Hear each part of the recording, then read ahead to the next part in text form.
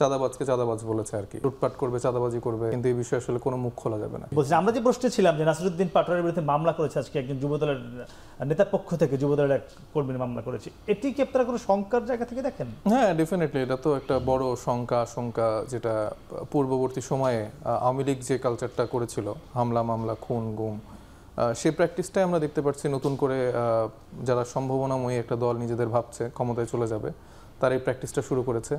এবং ব্যাপারটা হয়েছে যে তাদের বিরুদ্ধে কোনো মন্দ কথা বলা যাবে না, তারা লুটপাট করবে, চাঁদাবাজি করবে, দুর্নীতি করবে, কিন্তু এই বিষয়ে আসলে কোনো মুখ খোলা যাবে না। তো আমরা এই ব্যাপারে খুবই স্ট্রেট ফরওয়ার্ড। এখানে শিশির মনির ভাইও যদি কোনো অন্যায় করে সেটাও আমরা স্ট্রেট ফরওয়ার্ড বলবো। এখানে আমার সমালোচক ভাইও যে আছেন, তারেক রহমান সাহেবও যে আছেন, কাউকে ছাড় দেওয়ার জন্য আমরা রাজনীতিতে আসিনি। আর সে তো একজন যুবদলের কর্মী, এবং তার যে দুর্নীতির অভিযোগ এটা তো প্রমাণিত, বিভিন্ন চ্যানেলগুলোতে যে দখলদারি করা, বিভিন্ন জায়গায় চাঁদাবাজি করা, এরকম মানুষের বিরুদ্ধে তো কথা বলাটা খুব স্বাভাবিক।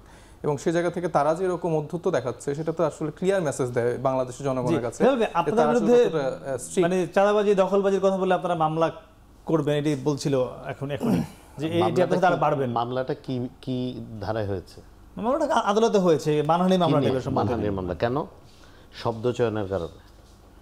আপনি অবশ্যই ক্রিটিসাইজ করবেন, আপনি ভালো কাজের প্রশংসা করবেন, খারাপ কাজের ক্রিটিসিজম থাকবে, but I think there must be a boundary to everything. মানে এটা একটা সোশ্যাল বাউন্ডারি বলেন, কালচারাল বাউন্ডারি বলেন, লিগেল বাউন্ডারি বলেন, ইট হ্যাজ টু বি। এখন আমাকে ভালো লাগলো, আপনি হঠাৎ করে আমাকে ঘুষি মেরে দিলে তো হবে না। আপনি সমালোচনা করতে পারবেন, সমালোচনার ভাষাটা মাস্ট বি অ্যাপ্রোপ্রিয়েট। আপনি অসঙ্গতি যা আছে, স্পেসিফিকলি আমার বিরুদ্ধে আছে, মনির ভাইয়ের বিরুদ্ধে থাকতে পারে, সাইফ সাহেবের বিরুদ্ধে থাকতে পারে।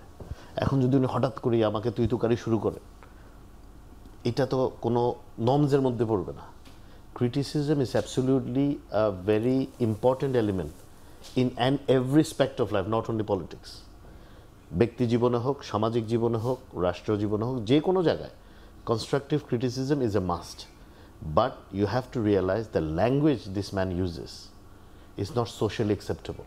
এখন আপনি বলবেন সোশ্যাল অ্যাকসেপ্টেবল হবে না, আমার ইচ্ছা আমি বলতেছি নো,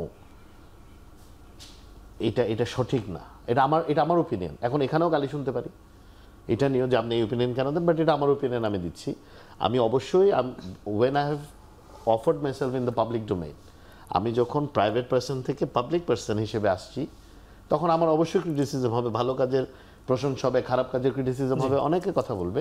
বাট আমার মনে হয় রাজনীতি না, লিমিটে না, শিষ্টাচারের মধ্যে থাকতে হবে, ডিসেন্সির মধ্যে থাকতে হবে। আজকে যখন আমি একটু ওনার কথা ছোট করে বলেন না, সেক্ষেত্রে অবশ্যই ওনার কথা যুক্তিযুক্ত। এবং আমি যেটা মনে করি যে নাসিরউদ্দিন পাটোয়ারি ওনার ব্যাপারে যে কথাটা বলেছে, এরকম ঔদ্ধত্যপূর্ণ বা ভাষাগত কোনো সমস্যা আমি দেখিনি।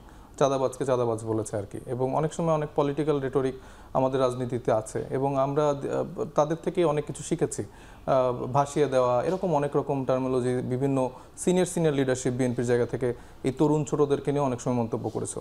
সো তারা আসলে তরুণদেরকে কী শিক্ষা দিচ্ছে, তারা আসলে রাজনীতির মাঠে কী শিক্ষা দিচ্ছে, এবং তাদের এখনকার যে ভাষা, সেটা আমার কাছে কাইন্ড অফ শেখ হাসিনার টাইমে যেরকম কোনো রকম সমালোচনা তারা নিতে পারতো না, কোনো রকম আলোচনা নিতে পারতো না, সেরকম শোনা।